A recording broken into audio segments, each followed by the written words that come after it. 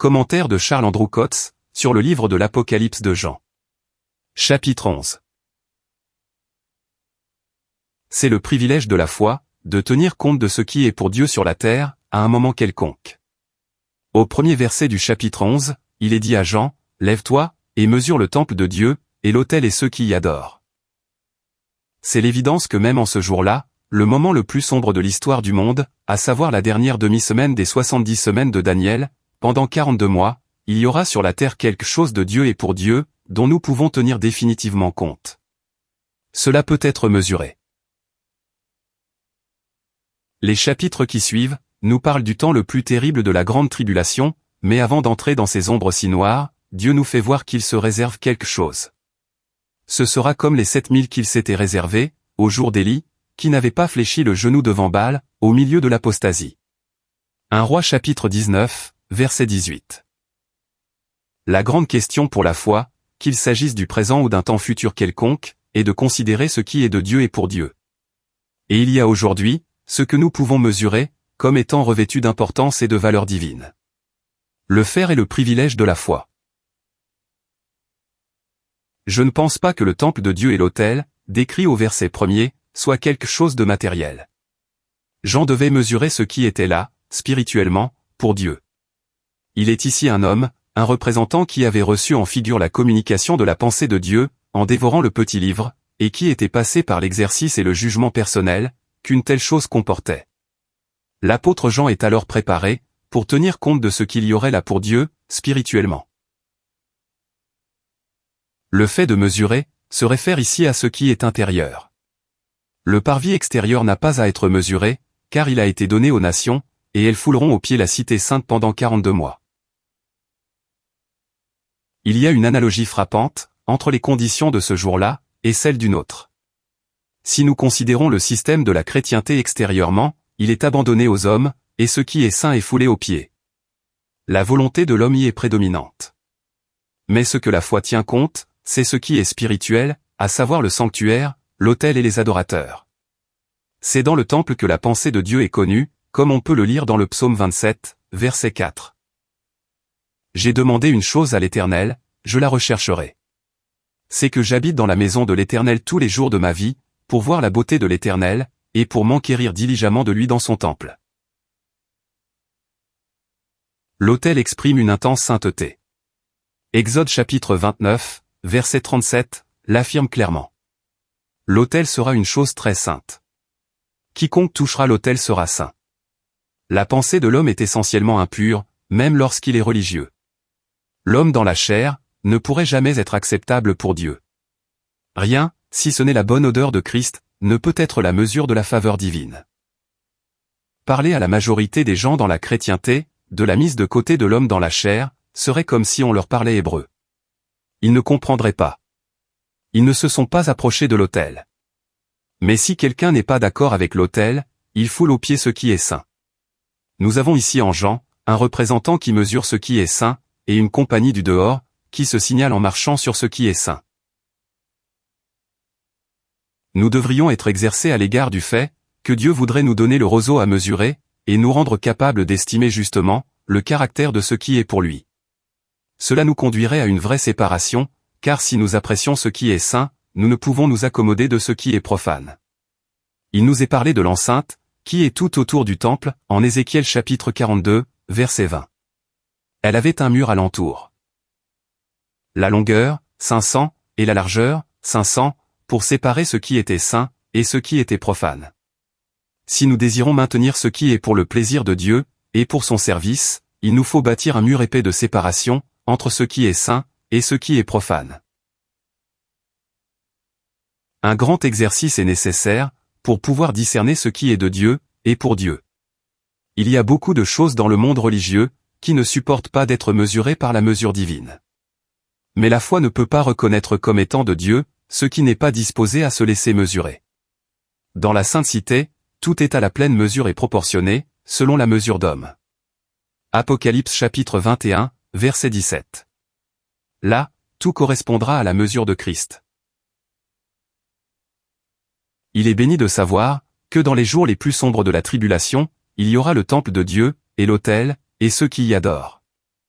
Chapitre 11, premier verset. C'est ce qui se trouvera dans le résidu spirituellement. Car ici, nous sommes sur un terrain juif. La Sainte Cité, c'est Jérusalem, et c'est aussi la grande ville qui est appelée spirituellement, Sodome et Égypte, la même où leur Seigneur a été crucifié. Chapitre 11, verset 8. Tout ce qui est extérieur sera profané, mais il y aura une compagnie spirituellement intelligente quant à la pensée de Dieu, les sages de Daniel chapitre 12, verset 3, qui haïront la congrégation de ceux qui font le mal, et qui ne s'assiéront pas avec les méchants, mais qui laveront leurs mains dans l'innocence, et feront le tour de l'autel de l'Éternel. Psaume chapitre 26. C'est ce en quoi ils entrent spirituellement, avant qu'il y ait un temple matériel, ou un autel pour y adorer. Il y aura sans doute alors, un temple matériel. Mais ce sera celui où l'homme de péché, le fils de perdition s'assiera, se présentant lui-même comme étant Dieu. 2 Thessaloniciens chapitre 2, versets 3 et 4. Il n'y aura pas seulement l'adoration, quoique cela vienne en premier lieu, mais aussi le témoignage. Et je donnerai puissance à mes 2 témoins. Et ils prophétiseront 1260 jours, vêtus de sacs. Apocalypse chapitre 11, verset 3. Un témoignage correspondant sera rendu à Jérusalem, dans un profond chagrin, et Dieu en tient compte, afin de montrer qu'il continuera jour après jour. Il nous est dit, que ceux-ci sont les 2 oliviers et les 2 lampes, qui se tiennent devant le Seigneur de la terre. Chapitre 11, verset 4. Les témoins sont ainsi identifiés, avec ce que nous lisons en Zacharie chapitre 4. Leur témoignage ne sera ni par force, ni par puissance humaine, mais par mon esprit, dit l'Éternel des armées. Zacharie chapitre 4, verset 6. Ils se tiennent devant le Seigneur de la terre, car ce sera le témoignage du moment. Chapitre 11, verset 4. Il est possible que dans leur frayeur, les hommes donnent gloire au Dieu du ciel. Verset 13. Ils y sont contraints pour ainsi dire, mais ils n'admettront pas qu'il est le Seigneur de la terre. Ils contesteront son titre à la terre, jusqu'au dernier moment. Toutefois, devant toutes les prétentions blasphématoires des hommes, Dieu soutiendra pendant 42 mois, la dernière demi-semaine, un puissant témoignage par son esprit, à ses droits et à son titre comme Seigneur de la terre.